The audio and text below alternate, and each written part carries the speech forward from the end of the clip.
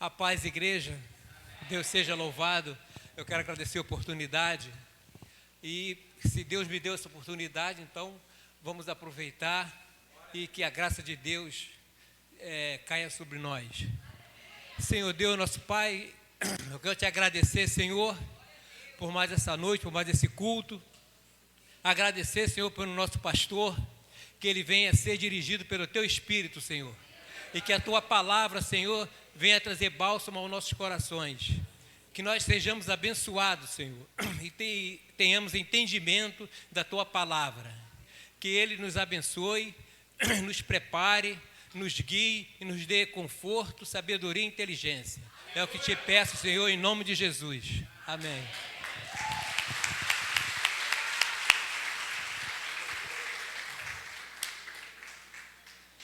Cara, eu sou muito bom de formar líderes, viu?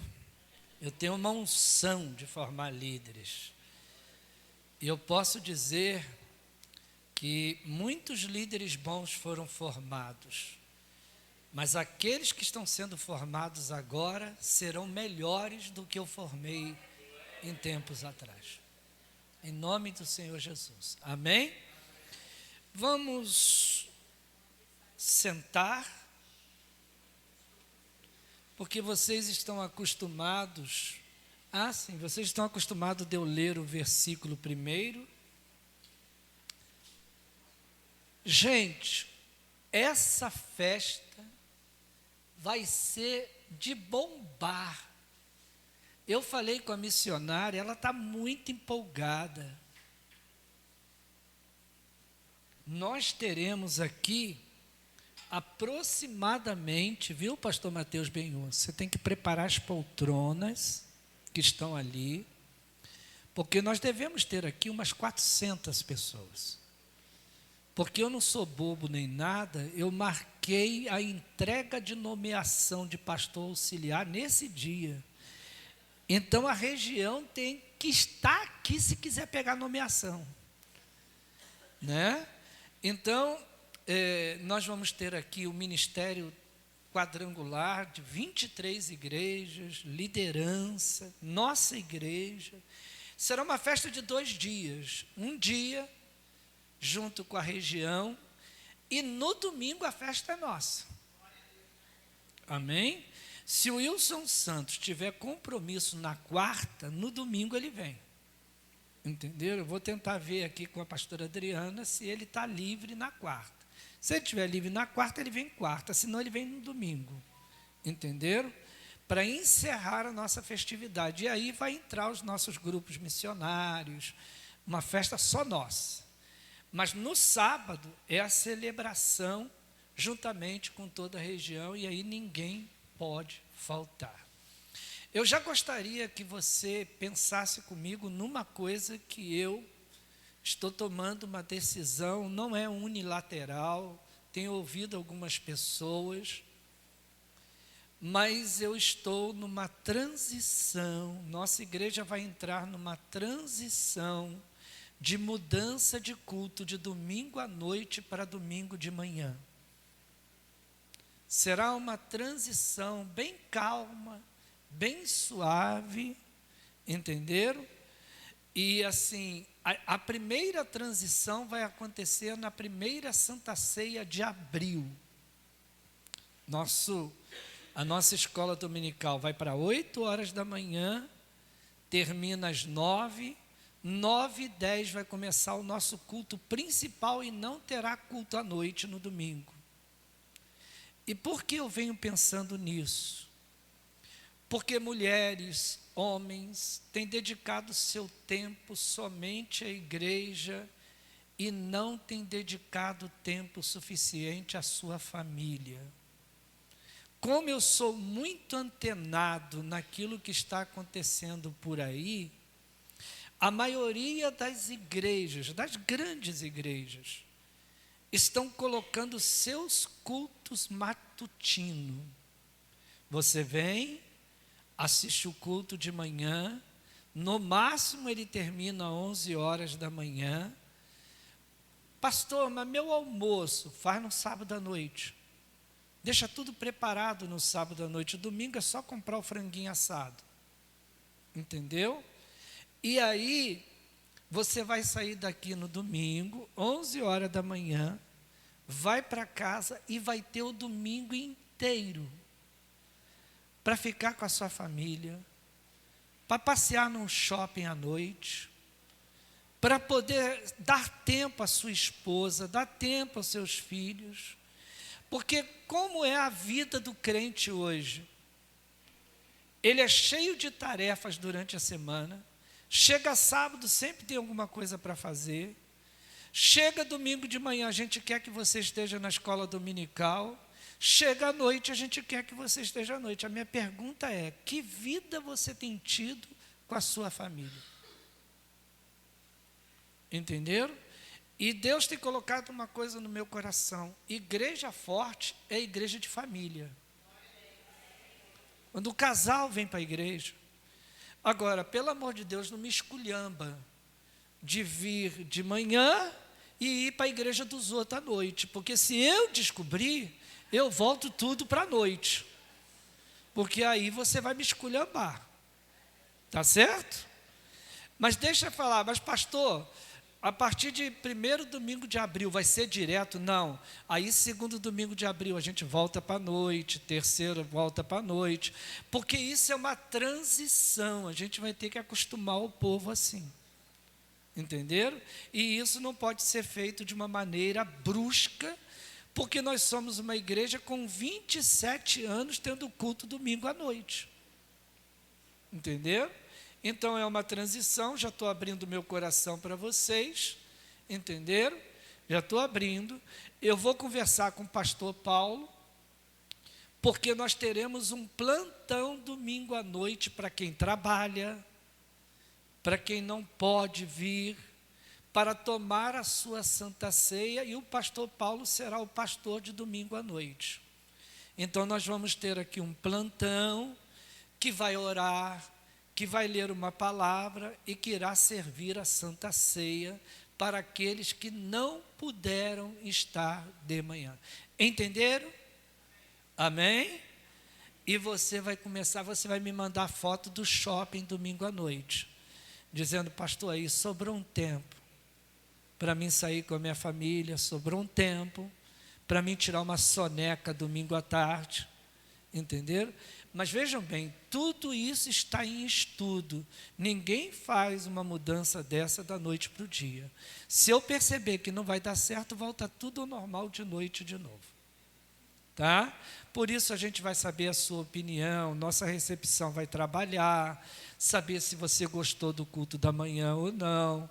E melhor para mim, porque eu vou meter o pé daqui 11 horas da manhã, no domingo de manhã, e não apareço mais. Entendeu? Vou poder curtir minha família também. Entendeu? Coisa que eu não tenho tempo. Vou poder curtir meu neto. Entendeu? Já estou pensando nele. Não é verdade? Sabe quem fez isso? Aquele jovem pastor ali. E sabe quantas pessoas está dando na igreja dele domingo de manhã? 150 pessoas. É. Uma igreja de anos acostumada com culto domingo à noite. Lá hoje não tem culto essa hora.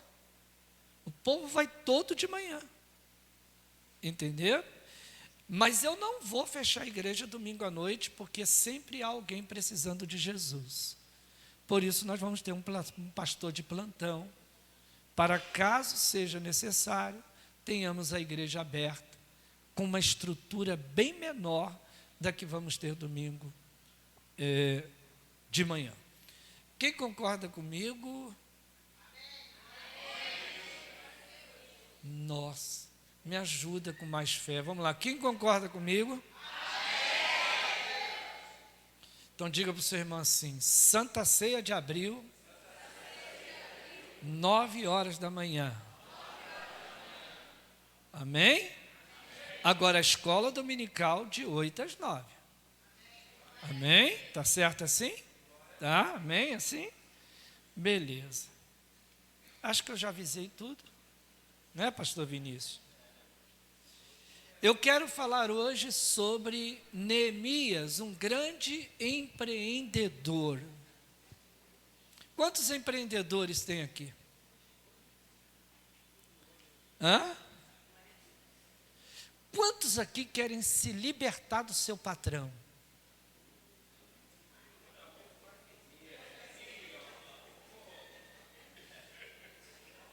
Quantos aqui desejam seu próprio negócio? Amém? Beleza. Aí você diz assim, pastor, então não vai ter mais empregado? Não, sempre vai ter aquele que nasceu para servir alguém.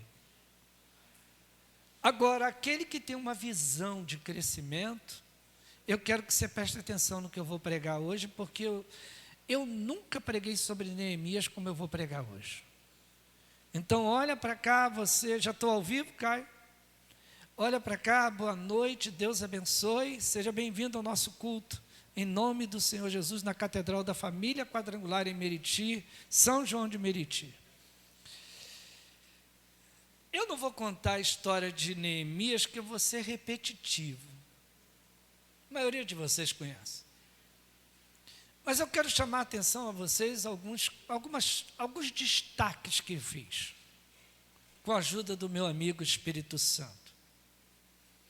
Primeiro, Neemias viveu no tempo em que o rei Artaxerxes, rei da Pérsia, tinha 20 anos de reinado. E Neemias entrou no palácio no mês de Quisleu. O mês de Quisleu era o mês de dezembro. Uma época muito difícil para os judeus moradores de Jerusalém, que tinha sido invadida pelos romanos. Pouquíssimas pessoas conseguiram ir para a Pérsia. Vamos dizer que a Pérsia hoje seria a Grécia. Seria um país super desenvolvido. E poucos foram enviados para lá. Dentre eles, Neemias, Daniel, Sadraque, Mesaque, Abednego. Por quê? Porque eles eram muito bonitos e muito inteligentes. E também eram formados. Você pode achar que não, mas já nessa época havia faculdade.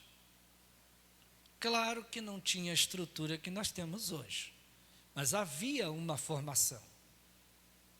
Então, Artaxerxes, que de nada tinha de bobo, foi lá, olhou para esses caras e falou assim, eu quero esse cara para mim. E ele colocou esses caras lá no campo para ser escravos, ele colocou esses caras dentro do palácio para servir a ele. Cada um fazia alguma coisa no palácio. O nosso Neemias, ele era formado em gastronomia. Por isso, Artaxerxes o usou para ser mordomo oficial dele. Fazia comidas deliciosas, cuidava, dos escravos que limpavam cozinha, que limpavam as comidas, e acabou conquistando a confiança do rei e da rainha. Se tornou parte da família, como Daniel se tornou. Daniel se tornou tão parte da família que o rei deu uma casinha para ele, perto do palácio, só para ele orar. Então, é algo fascinante olhar para isso e enxergar em alguns pontos que eu vou passar para vocês hoje, o sucesso que esse Neemias teve na reconstrução de Jerusalém. Você conhece a história, você sabe que ele chorou, Você sabe que ele orou, você sabe que o rei perguntou para ele o que ele tinha, ele abriu o coração, você sabe de tudo isso. Talvez você só não saiba a metodologia aplicada por ele para reconstruir algo que havia sido destruído. E por isso, isso se chama empreendedorismo. Afinal de contas, ele foi para lá sozinho, uma incumbência que ardeu no coração dele quando ficou sabendo do estado que estava a sua cidade natal, e ele foi sozinho com uma missão de restaurar o lugar, pessoas, objetos, coisas valiosíssimas como as 10 portas de Jerusalém. Então, é muito interessante, e eu quero que você me acompanhe um pouco, que Neemias, até falar com o rei, ele levou de dezembro, que era o tempo, como foi que eu chamei? O tempo de Quisleu, né? Até abril, que daqui a pouco eu vou te dar o nome na tradução correta. Então, eu vou destacar aqui alguns pontos imprescindíveis para quem está vivendo um tempo difícil e quer se reerguer. Veja bem, agora eu estou falando para o empreendedorismo atual. A história de Neemias cabe nesse tempo. Eu disse, quando eu preguei sobre Jó, que não adianta ouvir falar de Jó pensando nesse tempo. Você só consegue entender o livro de Jó se você ficar lá no tempo dele. Mas o Neemias, a gente consegue trazer para esse tempo. Então, a primeira coisa que eu quero tratar com você é Neemias capítulo 1, versículos 1 ao 3.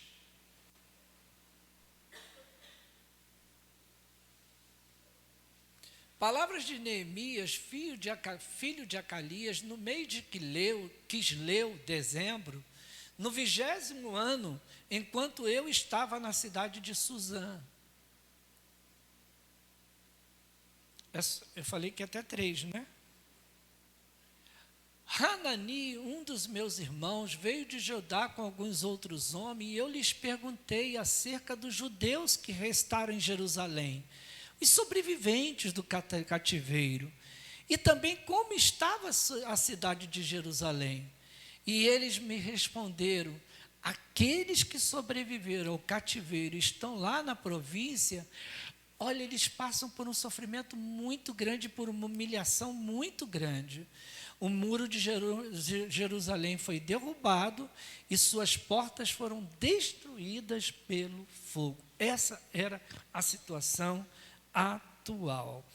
Então, deixa eu falar para um povo muito inteligente. A primeira coisa que um empreendedor tem que enxergar é a visão da situação atual. Volto a repetir. A primeira coisa que um empreendedor tem que enxergar é a sua visão atual. Você tem que, pelo menos, olhar de vez em quando e ver se não há uma rearrumação a fazer. Porque as coisas passam muito rápido e se você não reorganizar algumas coisas, você fica com problemas de organização administrativa. Então, preste atenção. Neemias, ele vê um retrato da situação, sabe? Ele tira uma foto daquela situação e ele diz: não posso continuar vendo isso e aceitar o que está acontecendo. Eu olho para os empreendedores que eu vejo dentro dessa igreja. Quantos são empreendedores aqui? Amém? Talvez você diga, pastor, eu não sou empresário. Não, eu não estou falando de empresário, eu estou falando de empreendedor. O empreendedor é aquele que empreende algo. Ou seja, é aquele que pega do nada alguma coisa e faz do nada alguma coisa. Não espero ter sido um pouco transparente para você. Então, você quer começar algo, é necessário tirar uma foto do que você quer começar. Situação atual, miséria. Situação atual, humilhação. Situação atual, vergonha. Situação atual, negócio está dando errado. Então vamos lá, o que é que eu faço? Então vamos para a segunda coisa que ele faz, Neemias 1, versículo 4. Quando ouvi essas coisas, o que ele fez? Sentou e chorou. Passou dias lamentando, porque sentar e chorar não resolveu nada. Passou dias lamentando, jejuando, aí começa a resolver. E orando ao Deus dos céus. Então vamos lá, primeira coisa, ele vê a situação. Segunda coisa, aquilo mexe com ele, e ao mexer com ele, o impulsiona a orar, o impulsiona a jejuar. Deixa eu dizer uma coisa para você, nós que somos cristãos e que temos uma visão espiritual das coisas, sabemos que para dar certo, não basta ter dinheiro, não basta ter intelecto, tem também que ter Deus no negócio. Concorda comigo? Diz amém. E como você consegue colocar Deus no seu negócio? Oração. Jejum. Então, o que faz Neemias? E olha, pasme, antes de viajar, antes de falar com o rei, antes de pedir qualquer coisa, ele começa a jejuar e a orar. Ele tem um plano, ele tem um planejamento, ele tem uma visão, mas ele entende que não adianta ir no chefe sem primeiro ter um planejamento de oração e de jejum. Amém? Então comigo diz amém. Amém ou não? Eu estou no versículo 4.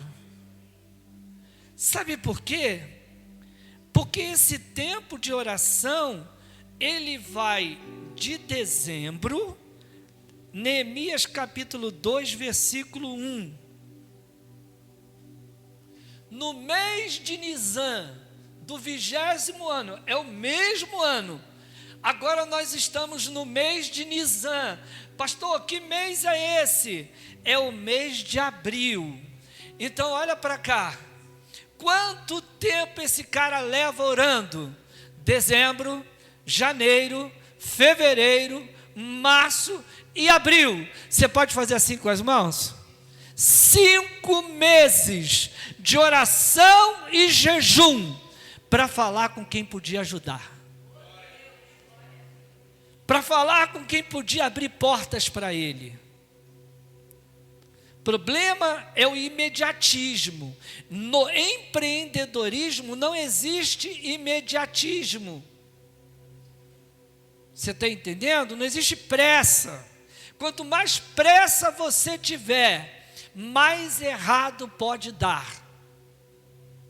Escolhas erradas, pessoas erradas, companhias erradas, transações erradas, se você não passar um tempo somente com Deus e dizendo: Deus, eu tenho um projeto, Deus, eu quero abrir algo, Deus, eu quero fazer algo, Deus, eu já tenho algo, Deus está aí, mas eu não estou vendo o negócio ganhar a dimensão que eu quero, eu não estou vendo o negócio ir para onde eu quero, Senhor, o que eu tenho que fazer? E talvez Deus vai dizer para você: eu quero que você ore, que me busque, aguarde, porque o terceiro item é fantástico. né? Neemias capítulo 2, versículo 2. Por isso o rei me perguntou, depois de 5 meses de oração, o rei vendo o semblante dele todo dia. Sabe o semblante de quem jejua, aquele semblante de fome? Sabe o semblante de quem ora, aquele semblante que em vez de estar alegre, está meio triste, ainda mais povo dele. E o rei olha para ele e diz assim, você está doente? Esse estar doente aqui é porque ele já está observando Neemias já há um bom tempo. A fisionomia não é mais aquele cara alegre, aquele cara extrovertido. É a fisionomia de alguém que está olhando a sua situação, a situação do seu povo, e está dizendo assim, não está bom. Não está legal. Deus, o Senhor precisa fazer alguma coisa. Sabe, aí, essa tristeza só pode ser do coração. Gente, eu acho isso aqui tremendo. Você vai me perguntar por quê? Com muito medo, apesar de ter orado, é normal que a gente tenha receio. Com muito medo, né? Vai lá no 3. Eu só pedi o 2? Não, eu só pedi o 2. Tá bom, precisa do 3 não. Qual é a outra coisa que eu quero dizer para você, destacando o ponto 2, não é isso? O ponto 2, que é o versículo 1 ao 4. Nós precisamos, sem pressa, dedicar um tempo de oração. Oração com propósito. Deixa eu falar uma coisa para você. Jesus uma vez disse, vocês me pedem e não recebem, porque vocês têm um problema, vocês não sabem pedir. Diga para quem está do teu lado, se você não sabe o que quer, fala com mais fé, se você não sabe o que quer, qualquer coisa serve. Diga para quem está do teu lado, você sabe o que quer? Se você sabe o que quer, esse tem que ser o motivo da sua oração. Esse tem que ser o motivo da sua intercessão. O problema é que você quer orar por tudo ao mesmo tempo, e Deus só vai te responder uma coisa. Uma coisa. Então vamos lá. Número 3. Número 4 agora, Neemias 2:6. Ah não, é o 2 mesmo. Neemias capítulo 2, versículo 2.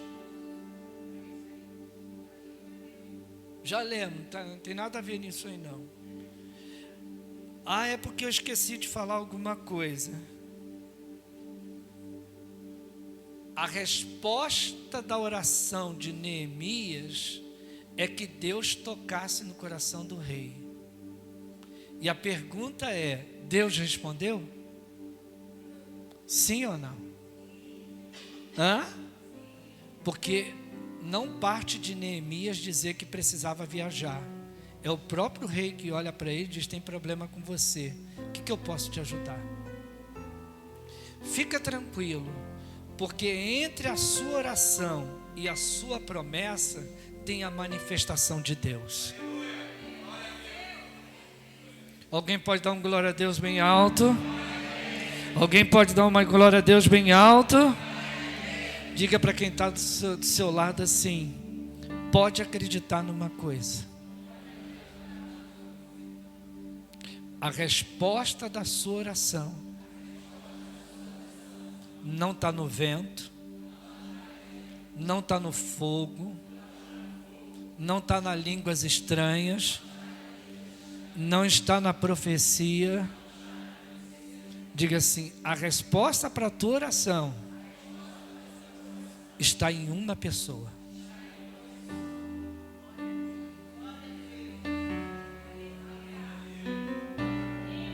Deus vai te apresentar alguém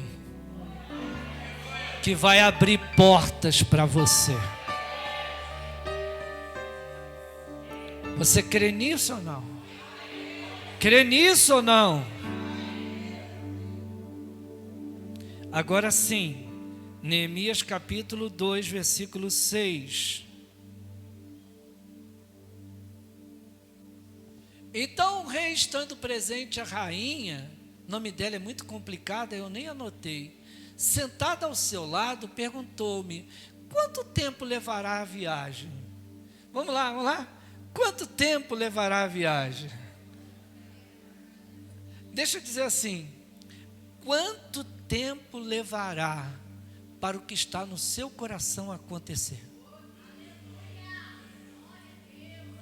Eu vou perguntar de novo: quanto tempo levará para o que está no seu coração acontecer? Porque se você não colocar meta, o dia que chegar está bom. E possa ser que o dia que chegue, você não tem mais forças para conduzir o projeto. E quem vai tomar conta são seus filhos e seus netos, que não vão valorizar aquilo que você sonhou. Então, se Deus tiver que nos dar algo, que Ele nos dê agora, enquanto a gente está de pé, com saúde e com força para poder realizar. Esse negócio de me dar algo, depois que eu não posso mais andar, que eu não posso mais enxergar, que eu não posso mais fazer nada, não adianta. Para mim não adianta. Deus conhece o meu coração, e eu sou meio problemático com Deus. Se tu tens que me dar alguma coisa, apressa-te. Apressa-te. Se tu tens que fazer alguma coisa na minha vida, apressa-te. Se tu tens que abrir o mar na minha vida, apressa-te, porque Faraó está vindo atrás e vai me matar. Se tu tens que realizar alguma coisa na minha vida, ainda estou meio bonitão, então faz agora. Faz agora. Você está entendendo? Não é por isso. É por isso que eu luto todo dia para ficar lindo para a pastora Adriana, porque quando ela fica perto de mim, é um complexo de inferioridade muito grande. Como eu consegui casar com uma mulher tão bonita dessa? É por isso que eu corro 10 quilômetros, porque eu preciso chegar em casa suadão, e ela me vê todo molhado de suor, diz: nossa, que coisa. Então olha para cá, Deus tem pressa, mas eu também tenho que ter pressa. O problema é que a tua vida é ficar no Salmo 40, e Deus está dizendo: eu estou querendo tirar você para os 70, já tem tempo, mas você não sai daí, a tua paciência me atrapalha. Pede que eu te dou, clama que eu te dou, busca que eu abro portas, clame que eu te respondo. Deus é um Deus de respostas, Deus é um Deus de providências. Não fique achando que a coisa está atrasando por culpa de Deus. Se posicione. Eu amo esse Deus. Eu amo esse Deus, porque Deus quer que eu e você me posicione. Olha o que Deus disse: seja valente, fique de pé, se levante. Essa peleja não é tua, é minha. Nessa peleja não tereis que pelejar, Josué. Você sonha e eu realizo, diz o Senhor.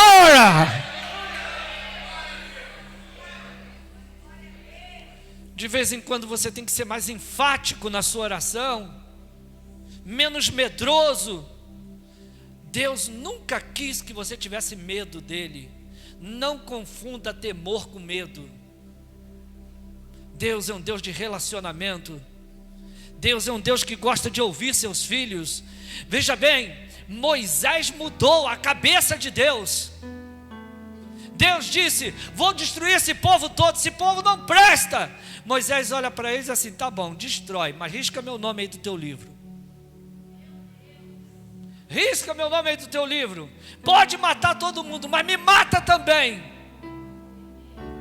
E Deus olha e diz assim: é sério, Moisés? É? Porque eu não passei 40 anos com esse povo, agora ver eles morrerem aí todo mundo. Então se é para matar eles, mata-me também. Tira meu nome do teu livro. E Deus começou assim: por amor a 9, por amor a 8, por amor a 7, por amor a 6, até que chegou nele 1, por amor a 1, eu não destruirei o meu povo. Pode aplaudir o Senhor. Seja enfático. Seja firme.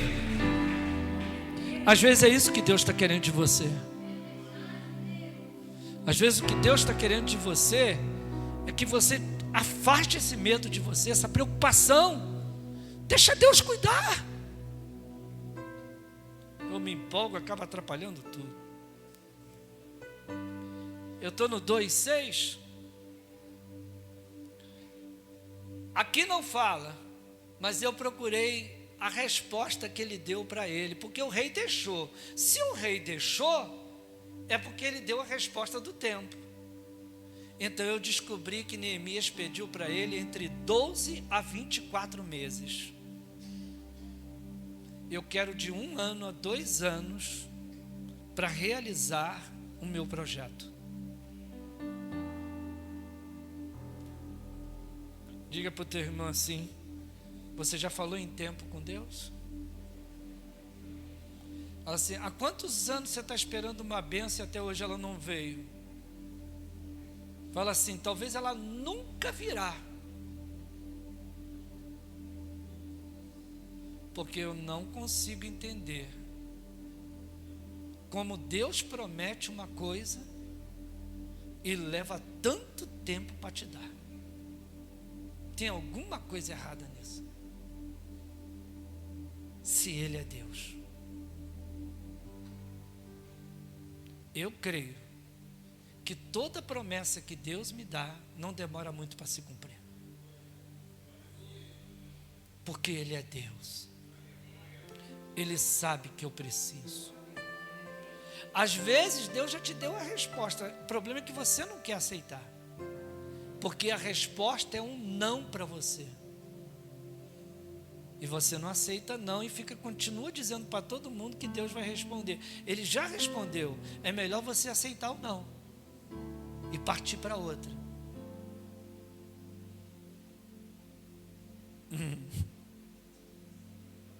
Eu gosto disso. Neemias capítulo 2, versículos 7 e 8. A seguir acrescentei: se for do agrado do rei, eu poderia levar carta dos reis. Gente, ele pediu a Deus para que Deus amolecesse o coração do rei, para que o rei deixasse ele ir. Agora o rei deixa ele ir, e agora ele aproveita que o rei deixa ele ir, e ele aprofunda os pedidos dele. Diga para quem está do seu lado: não basta Deus dar o que você quer, Ele tem que dar o que você precisa. Ah, pelo amor de Deus, parece que eu estou falando para uma turma de gente. Eu vou repetir de novo: que adianta Deus te dar o que você quer, se você não vai ter o que você precisa?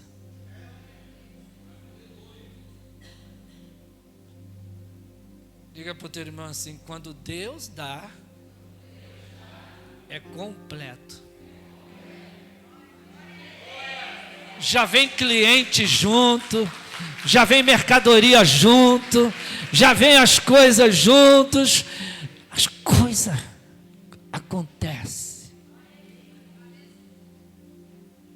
O cara é ousado. Eu quero carta para levar aos governadores. Sabe, para que quando eu chegar lá eu não tenha dificuldade, porque lá está tomado, lá tem problemas. Como é que eu vou chegar lá sozinho e dizer, Deus me mandou aqui para reconstruir, se os governadores não obedecem ao Deus que eu sirvo, não obedecem? Eu preciso de uma carta sua, para quando chegar lá, dar uma carteirada naquela galera, olhar para aquela galera e dizer assim, olha, sabe quem me enviou? Foi o rei Artaxerxes. Ele me enviou, ele me autorizou, sabe? E aí ele começa a pedir, vamos lá, vamos para o 8. E também uma carta para Asaf. Ele começa a pedir carta para todo mundo que mandava lá. Você está entendendo? Eu preciso que Asaf libere madeiras para mim, porque eu tenho que reconstruir as portas.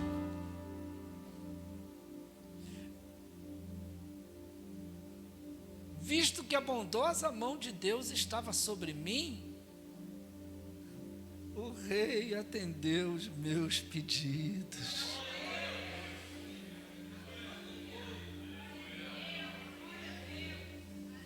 Levante suas mãos.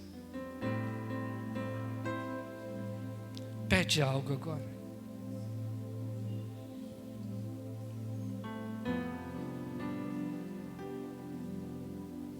Pede algo agora.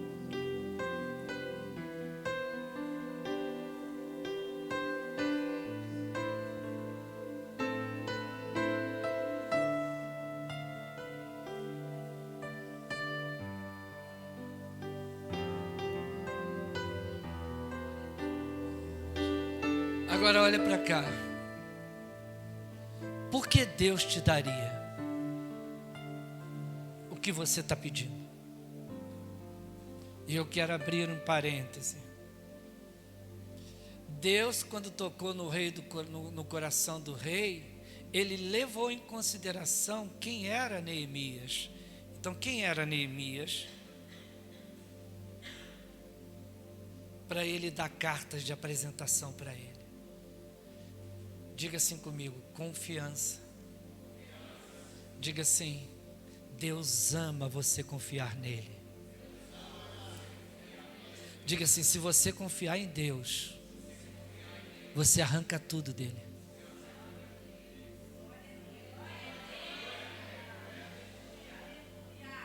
Diga de novo, diga assim, se eu confiar em Deus,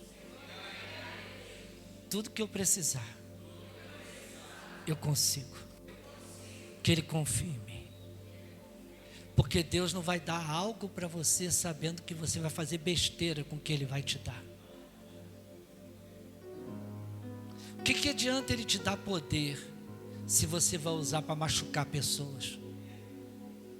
O que adianta Deus te dar dinheiro para você humilhar pessoas? O que adianta Deus te dar autoridade se você vai escravizar pessoas? O que adianta Deus te dar sabedoria se você vai se tornar soberbo? Para Ele te dar algo, Ele tem que ter confiança em você. Segunda coisa que eu separei aqui: confiança não se compra, confiança se conquista. Número 2, Ele só deu por causa dos bons serviços prestados. Vou fazer igual a missionária. Diga para o teu irmão, bons serviços prestados. Diga assim, almoço, bons serviços prestados. Limpeza da igreja, bons serviços prestados. Ganhar almas, bons serviços prestados. Trabalhar lá onde a Camila está, bons serviços prestados. Tocar, bons serviços prestados. Porque quando você for a Deus, Deus vai levantar seu histórico. Você é do tipo que aquilo que te pede você faz? Ou é do tipo que tudo que te pede você tem um empecilho? Você é do tipo que obedece? Ou é do tipo que para tudo tem uma desculpa? Você é do tipo que respeita ou é do tipo que a sua natureza sempre discorda? Quem é você? Quais são os seus serviços prestados para o reino? Talvez você tenha muitos serviços prestados para você mesmo, menos para o reino.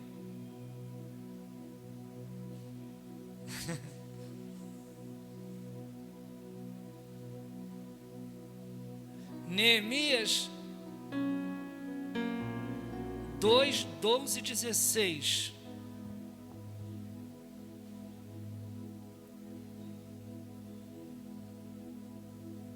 Saía de noite com alguns dos meus amigos e eu não havia contado a ninguém o que meu Deus havia posto em meu coração, que eu fizesse por Jerusalém. Ele contou para todo mundo? O problema de gente que quer começar algo é antes de começar já contar para todo mundo. Porque do que tem de inveja, meu irmão, é uma desgraça.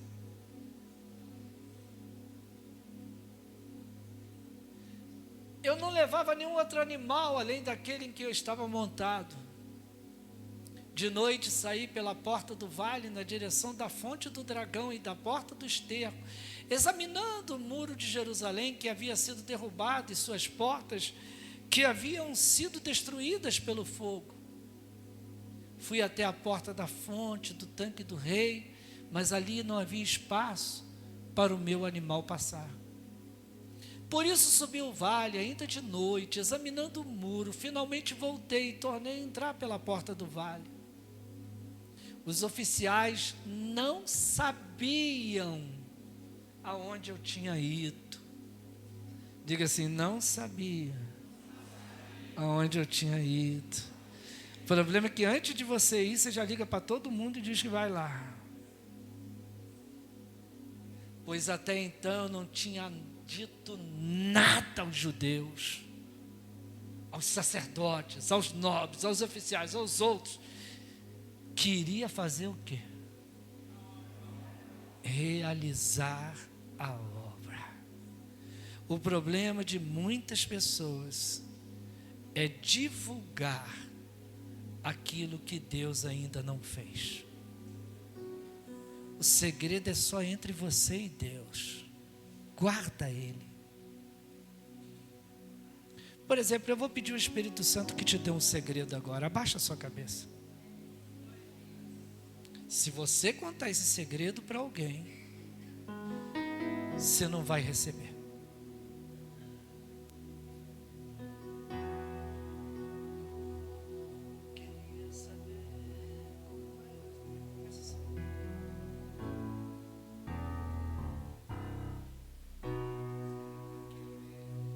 Sempre que eu leio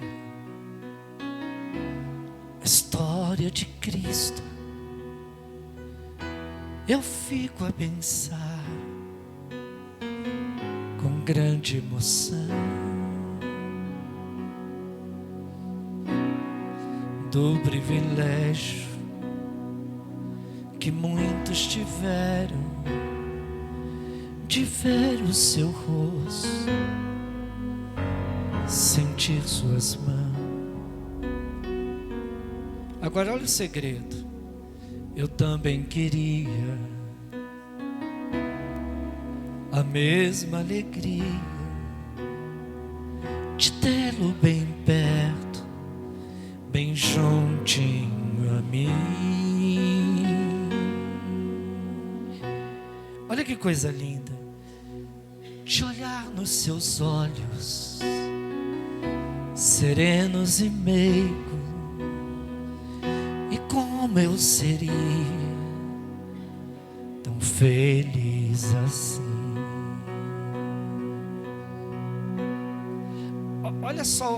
Olha só o emprego do verbo. Não é quero. Queria saber como era seu rosto, embora eu sinta que era tão lindo, inspirava fé.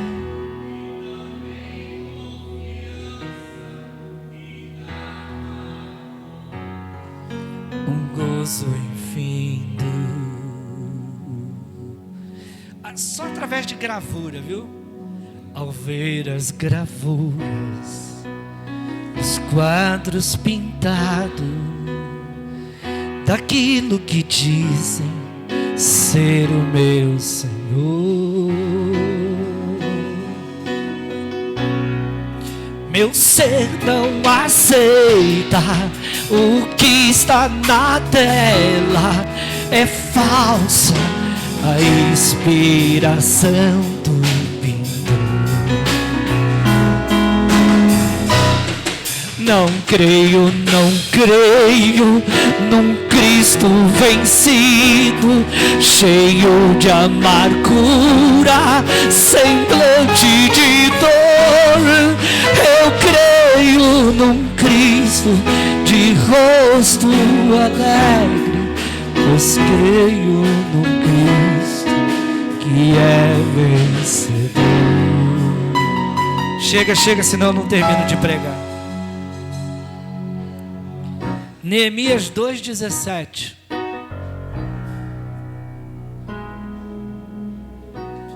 Então eu lhes disse: vejam a situação terrível em que estamos. Jerusalém está em ruínas e suas portas foram destruídas, para que não fiquemos mais nessa situação humilhante.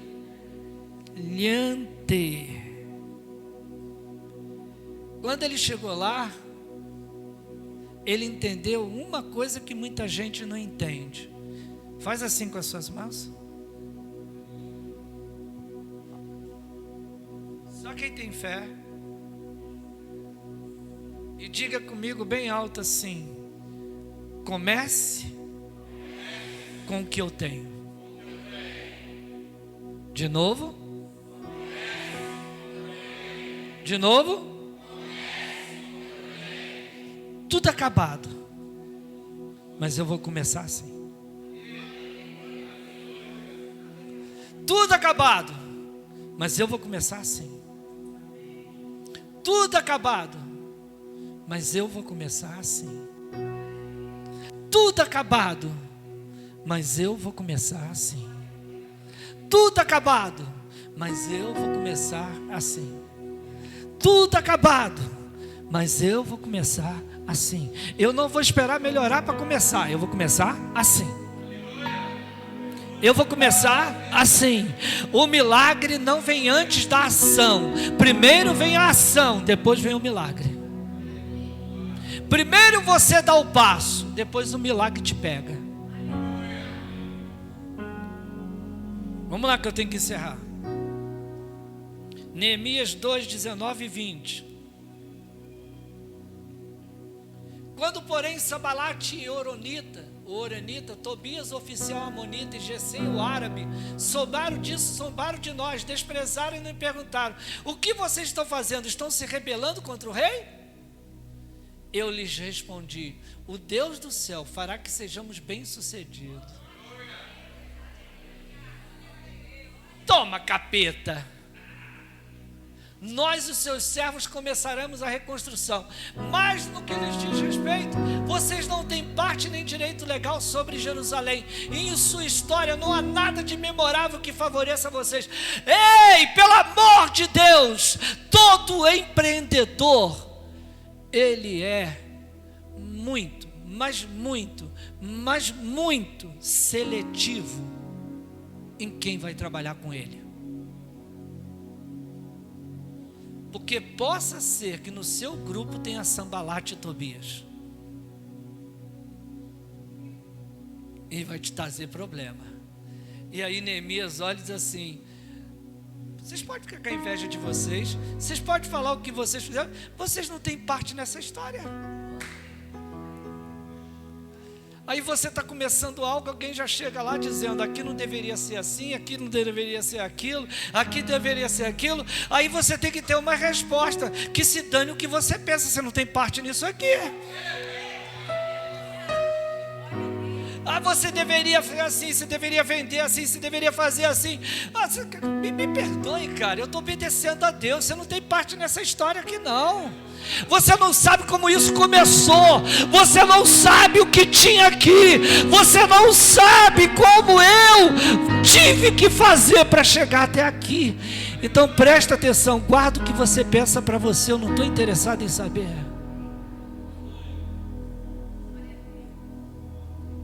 Eu não estou interessado em saber, não vai me ajudar em nada saber. Diga para o teu irmão assim, para de ser romântico. Diga assim, pare de ser bom com todo mundo. Diga assim, seja justo. Neemias 5, versículo 11. Devolveram-lhes imediatamente suas terras, suas vinhas, suas oliveiras, suas casas e também os juros que cobraram deles, a 100ª parte do dinheiro, do trigo, do vinho e do azeite. Eita, meu Deus, o que o senhor está dizendo, pastor? Eu estou dizendo que quando Neemias começa a construir a porta, que a oposição começa a ver que está dando certo, os cobradores de impostos chegam para Neemias e dizem assim, e nós? E Neemias olha para eles e diz assim, só tem uma maneira de vocês ficarem aqui vivos, devolvam o que roubaram do povo nesse tempo todo, devolvam tudo, devolvam com juros, devolva a vinha, devolve casa, devolve com juros, a 100ª parte em dinheiro, ou seja, 100 vezes mais o que vocês roubaram, 100 vezes mais. Você lembra disso aqui, ó?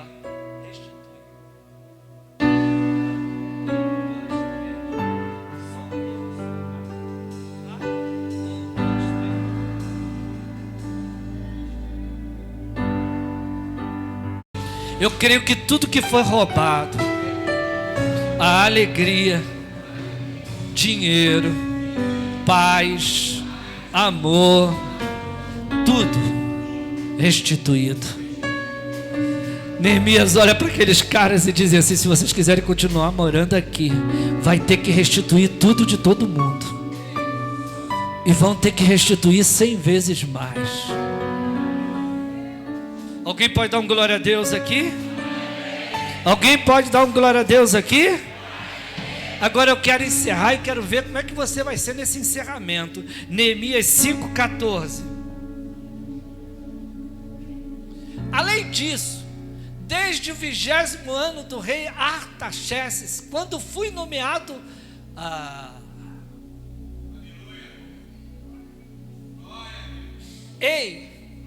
ele pediu quanto tempo? De 12 meses a 24 meses.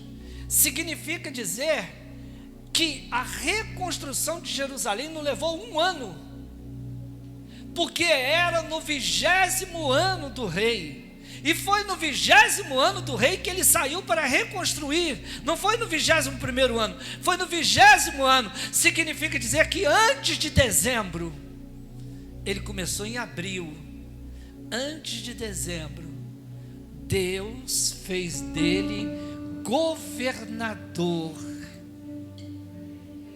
representante do rei. Ele chegou lá como um Zé Ninguém e Deus o promoveu ao governo de Jerusalém.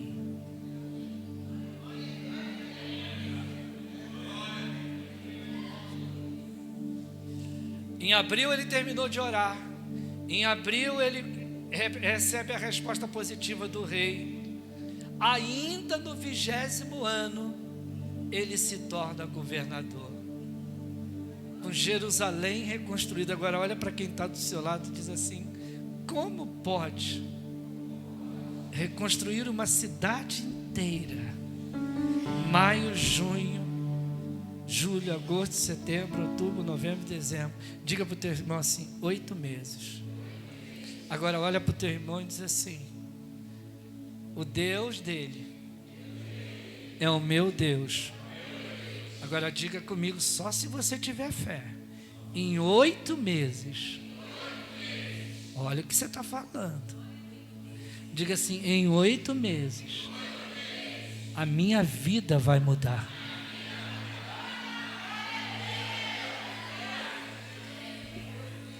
Se você crê nisso, sai correndo do teu lugar e vem aqui na frente rápido.